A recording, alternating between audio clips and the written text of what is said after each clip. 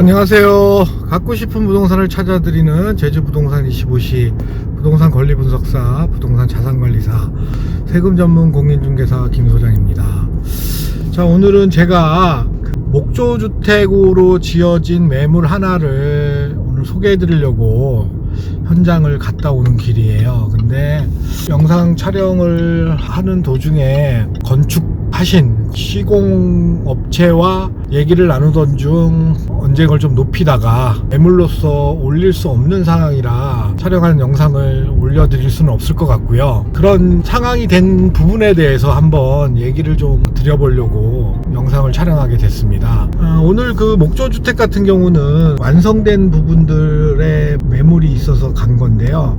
그 옆에 마침 신축으로 짓고 있는 거를 좀 같이 보게 됐어요. 그래서 그쪽에 이제 짓고 있는 목조주택에 대해서 좀 꼼꼼하게 어떻게 짓고 있는지 그런 부분들을 좀 확인하려고 영상을 촬영하다가 시공업체 마인드라고 해야 되나요? 제주도 같은 경우는 이게 목조주택들을 좀 기피하는 현상들이 일어나는 이유 중에 하나가 이게 제대로 지면 상관이 없는데요. 보통 판매를 목적으로 해서 짓는 목조주택 같은 경우는 제대로 시공을 하는 업체들이 그렇게 많지는 않은 것 같이 보입니다. 자재들이라든지 이런 창호라든지 이런 부분들은 괜찮은, 그러니까 뭐 우리가 흔히 말하는 A급 창호를 쓰고 했던 부분은 확인을 할 수는 있었어요. 근데 마무리가 된 상황에서는 사실 그 하자라든지 이런 부분들을 특히나 신축주택 같은 경우는 바로 좀 찾아보기가 힘들어요. 근데 열화상 카메라만 있어도 조금 시간이 지난 주택 같은 경우는 누수라든지 그 다음에 하자 부분들을 좀 발견을 할 수가 있는데요.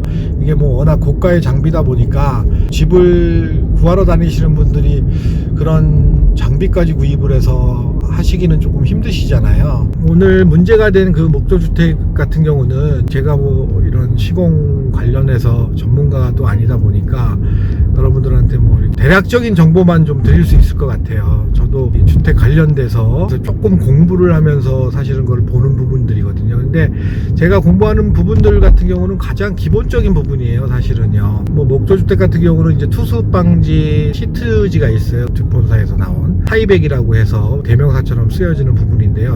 그런 것들을 보통 외벽 쪽에 다 안쪽으로 투습이 안 되도록 해서 설치를 해놓고 공사를 하는 경우가 있거든요. 근데 창호를 시공할 때는 투습지를 창호 틀에 겹치지 않도록 끝부분까지 잘라줘야 돼요. 안 그러면 투습지하고 창호하고 같이 붙어서 나중에 들뜨는 현상들이 생기거든요. 그런 부분들이 단열이라든지 이런 부분들에 좀 문제를 발생시킬 수 있는 여지가 있고요. 그 다음에 창호라는 게 이게 구조가 만들어질 경우에 개고부라고 그러죠. 개고부를 만들어 놓고 그 안에 이제 장착을 시키는 건데요. 테두리 부분들의 그 공간이 떠버리면 안 되거든요. 그쪽에 이제 실리콘 같은 그런 재질로 해서 안에다가 단열이 될 수 있게끔 꼼꼼하게 좀 깊게 이렇게 싸줘야 되는 부분인데, 이 겉에서만 싸서 하게 되면 나중에 분명히 단열에서 좀 문제가 생겨요. 안에가 공간이 비는 상황이 되니까요. 그런 부분들이 사실은 기본적인 부분들인데 지금 시공하는 상황에서 보니까 햇볕이 다 들어와서 비칠 정도로 그렇게 공사가 돼 있고,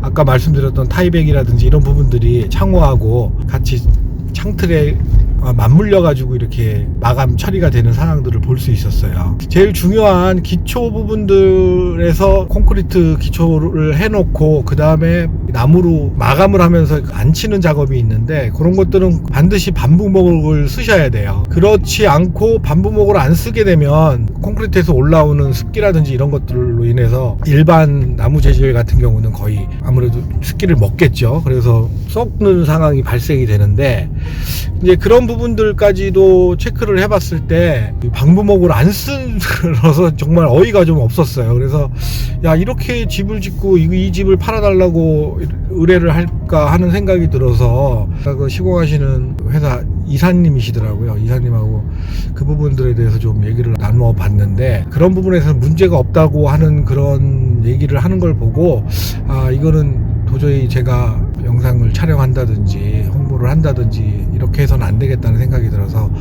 영상 촬영을 접고, 그리고 지금 사무실로 복귀하는 중입니다. 이 목조주택 같은 경우는 시공하는 방법들이 정확하게 되지 않았을 경우에는 반드시 단열에 문제가 생기는 현상이 생겨요.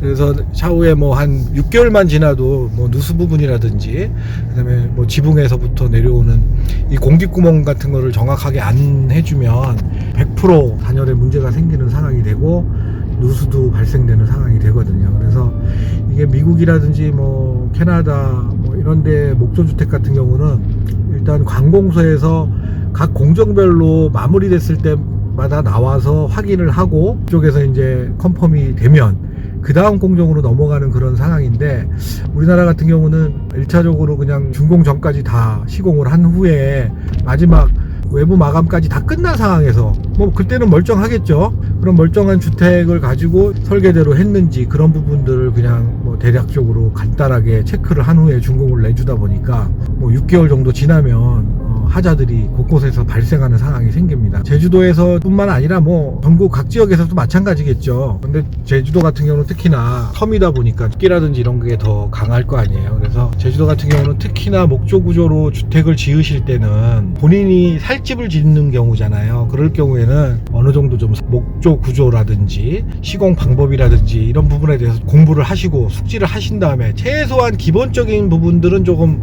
파악을 하신 후에 또 그런 공정들이 잘 이루어지고 있는지 한 번씩 확인을 할 수 있을 정도의 그 공부량이 좀 있으셔야 될 것 같아요. 이게 암만 좋은 창호를 쓰고 좋은 마감재를 쓴다고 해도 시공 자체가 잘못되면 그건 아무 의미가 없습니다. 만약에 저런 집들 다 마무리 지어놓고 겁남 멀쩡해서 사시는 분들 같은 경우 나중에 얼마나 속을 썩겠습니까? 목조 같은 경우는 사실 잘못되면 다 뜯어내야 돼요. 진짜 배보다 배꼽이 더 커지는 상황이 되거든요. 근데 이런 부분들도 본인들이 샀던 집이 문제가 있으면 이 매도인 담보 책임이라는 또 제도가 있어요. 그래서 6개월이 아니라 2년 후에라도 이 부분에 대해서 문제가 된다 그러면 하자를 안 날부터 6개월 이내에 그 부분에 대해서 뭐 손해배상이라든지 이런 법적인 방법을 통해서 충분히 수리비를 보상받을 수 있는 상황이긴 합니다. 근데 그러기 전에 그런 부분들에 대해서 본인들이 조금 관심을 가지고 이런 목조주택이라든지 이런 걸 지을 때, 특히 경량목조 같은 경우는 심합니다. 이게 중목조라든지 이런 부분들은 일본 시공 방법을 통해서 짓는 부분이라 사실 하자 부분이 조금 덜한데, 워낙 건축비가 철근 콘크리트 방법으로 하는 것보다 더 비싸니까 보통 하지 않는 경우가 많거든요. 그래서 제주도에서 집 짓다가 뭐 10년은 묻는다는 얘기가 나오는 이유 중에 하나가 그런 부분이니까요. 그런 부분들 좀 인지를 하시고 제주도에 집을 지으실 분들 같은 경우는 요즘 뭐 유튜브라든지 책을 통해서도 공부를 하실 수도 있는 부분이기 때문에 그런 난처한 상황이 안 생기게끔 미리 한번 확인을 하신 후에 자신이 원하는 멋진 집을 한번 지어보시기를 권해드립니다. 미리 지어진 집 잘 지어져 있으면 좋겠는데 처음 시공 단계부터 확인이 된다 그러면 저희도 안전하게 매물을 소개를 해드릴 수 있지만, 또 신축 같은 경우는 마감이 다 돼 있는 상황에는 사실은 하자가 바로 확인이 안 되거든요. 그래서 그런 부분들 하여튼간 감안을 하시고 제주도에 집을 지실 때 조금 고려할 상황이라고 생각이 들어서 오늘 영상에 이렇게 얘기를 드리게 됐습니다. 자, 이제 뭐 석양이 좀 지면서 오늘도 하루가 저물어 갑니다. 자, 오늘 영상은 여기까지 하고요. 알람, 구독, 좋아요 꼭 좀 부탁드리겠습니다. 감사합니다.